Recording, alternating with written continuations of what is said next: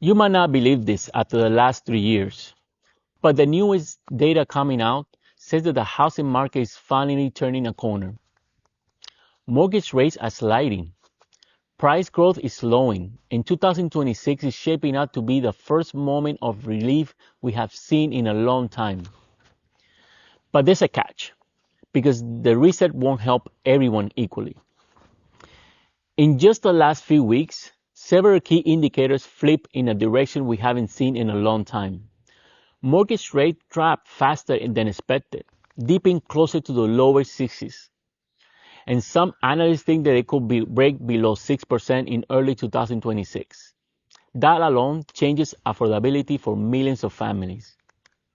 But here's the bigger shift. Home price growth is finally slowing. Not crashing, not falling apart, just cooling. And that's exactly what creates breathing room for buyers. For nearly 3 years, prices were rising at double-digit speeds.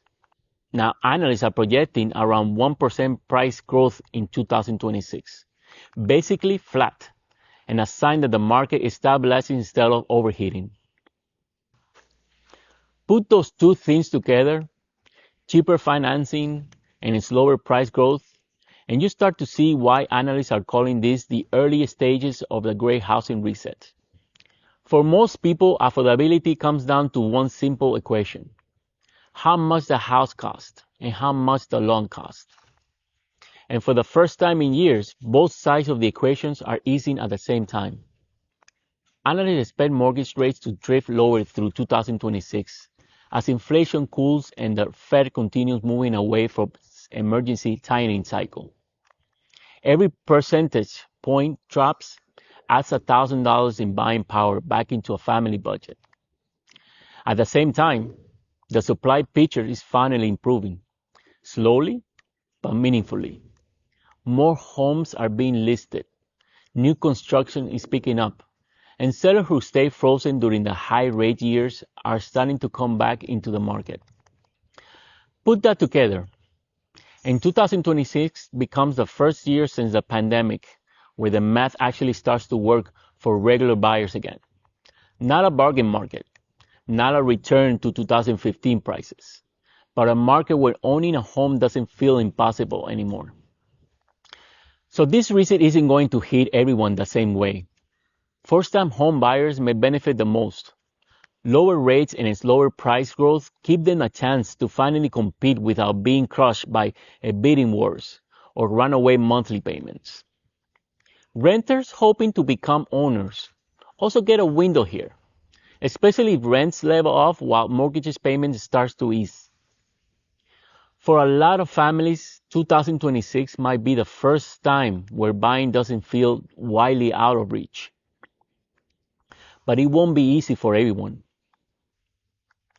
People in high-cost cities like Miami, New York, Los Angeles, San Francisco may still face affordability issues even if rates fall.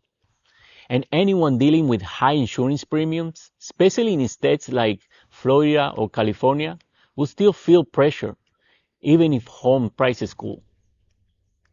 This reset helps, but it doesn't solve every challenge out there. What it does do is tilt the market a little bit closer to the buyer's guide. So three major forces are creating this shift, and each one is powerful on its own. Put them together, and you get the reset we're talking about. So first, falling mortgage rates. As inflation cools and financial markets stabilize, rates have room to slide. Even a small drop can save a buyer hundreds of dollars a month, and that opens doors that were sealed shut in 2023 and 2024. Second, slowing price growth. Home prices aren't falling off a cliff, but the frenzy is gone. Analysts expect price growth in 2026 to hover around 1%, a massive change from double-digit jumps of the pandemic years. This flattening gives buyers something they desperately needed: predictability. Third, more homes returning to the market. For almost 2 years, people didn't want to sell because they didn't want to lose their 2 or 3% mortgage rate.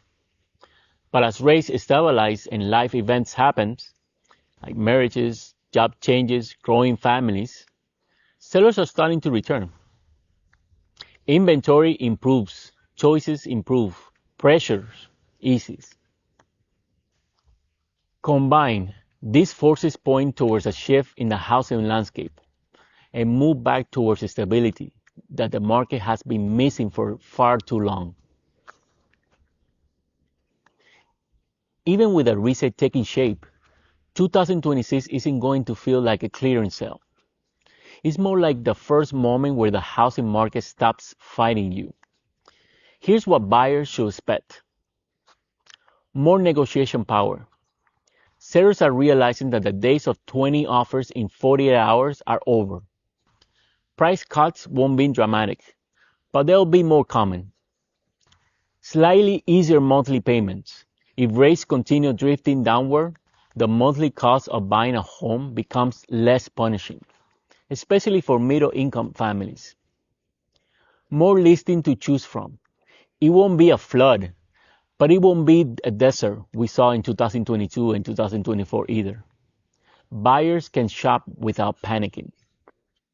Regional differences will matter more than ever. Some markets will cool gently. Others, especially the overheated ones, may see prices flatten or dip. The market isn't sprinting away anymore. It's slowing down just enough for buyers to keep up. For years, the housing market felt like it was pulling away from regular people. Prices climbed faster than paychecks. Rates shot up. Insurance exploded. And a lot of families felt like home ownership was slipping out of reach for good. But 2026 is shaping out to be different. Not a crash, not a crisis, just the first sign that the pressure might finally be easing. A moment where buyers can breathe, where the math starts to make sense again, and where owning a home doesn't feel out of reach. So the great housing reset won't solve everything, but it might give millions of Americans something they haven't had in a long time: a real shot at owning a home. Thank you for watching.